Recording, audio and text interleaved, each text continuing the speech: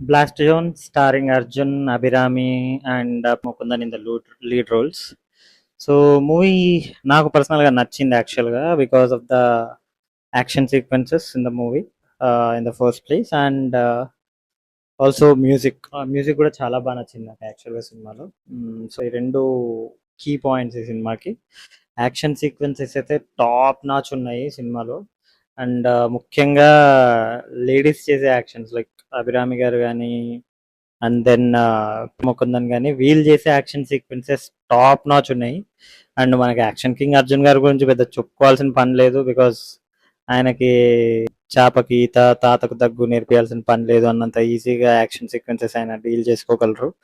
So ఇదేం పెద్ద challenging task కాదు ఆయనకి. But he did well.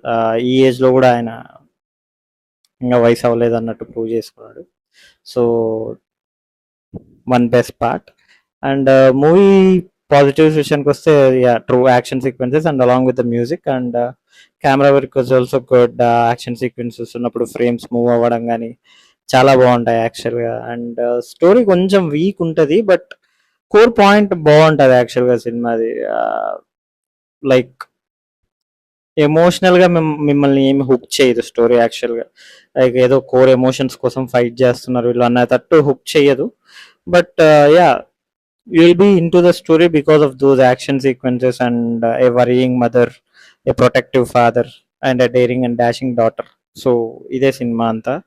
So I hope you will also enjoy this movie in theaters. That's it from my side. Signing off. Do follow for more such content. Thank you.